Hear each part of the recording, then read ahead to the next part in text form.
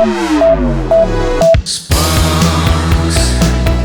that I don't remember. Hold and let it shine. Fix and start to fade away. Fix and start to fade away. Fix and start to fade away.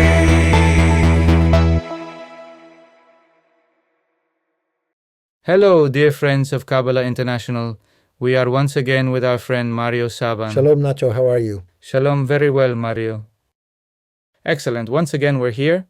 Today we are going to talk about social networks, and I must say, I like the second part of the title more than the first. Followers, what for? Well, when it comes to social networks, I think we should start with the positives, the virtues they bring. Social networks have allowed us to communicate with people who are geographically distant, to stay connected with our families, also their transversal power. The speed in which we can somehow put the contents at the service of many millions of people, social networks have really brought us a lot of benefits, have really contributed a lot to our civilization in general.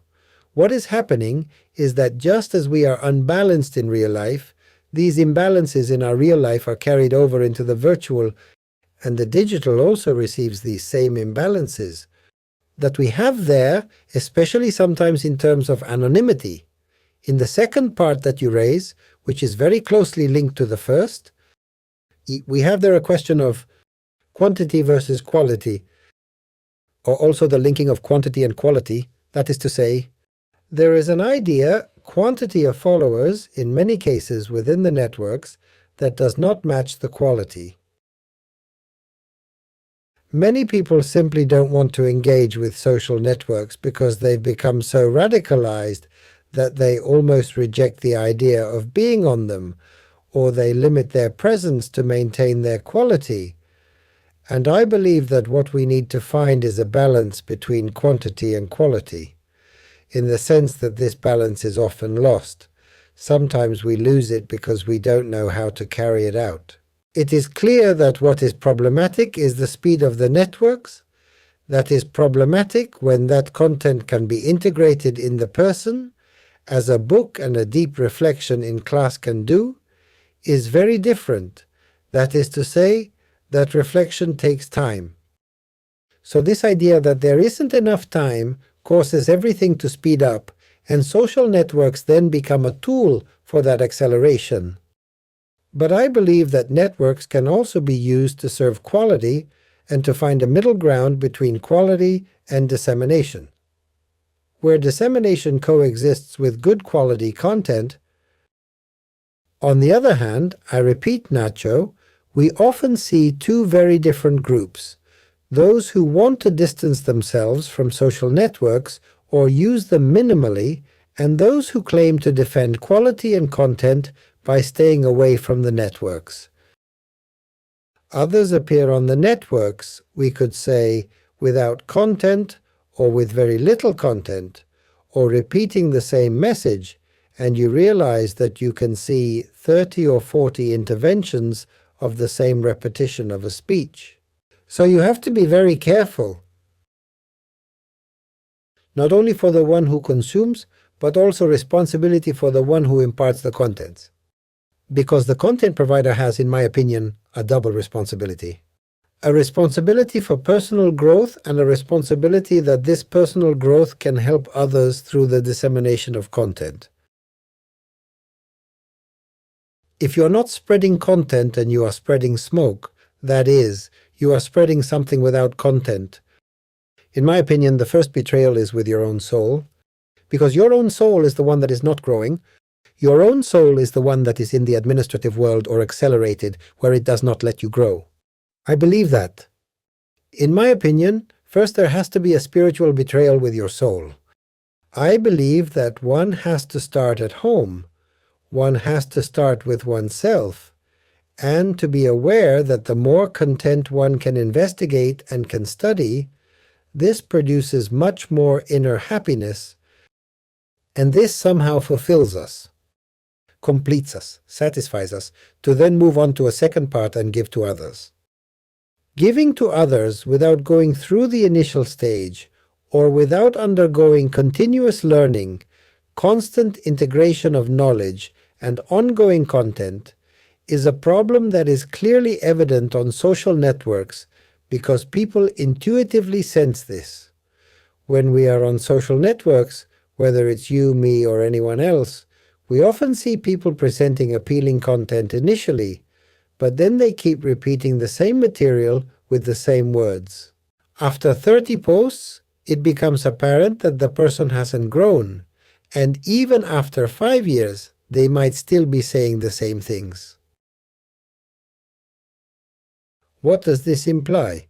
This implies something, in my view, quite serious, which is stagnation, or I would say diffusion at the service of stagnation, which is not bad either, because these souls will somehow be fulfilling their function, and we don't know what it is. For those of us growing in the spiritual realm, there are times when we worry about how we project ourselves in this context. In other words, I often ask myself if I might stagnate in this way and truly hope to continue expanding my knowledge, researching, and studying. Why? Because I feel that by doing so, I am growing personally. And then, I'm cautious about sharing this content with others because it is something that is deeply worked on within me. I believe that, in the end, there needs to be a kind of spiritual honesty, so to speak, in the sense that honesty begins with oneself, because you are honest in acknowledging that you are growing and doing the inner work. And then, when you present yourself to others, that work is reflected in your actions. And always, the work you do internally eventually becomes visible on the outside. All right. In this way, and building on your initial reflection, I'd like to connect it to the Tree of Life in Kabbalah and mention that one of the dimensions of the Tree of Life in Kabbalah, Yesod, is specifically linked to the social self and the way we present ourselves to others.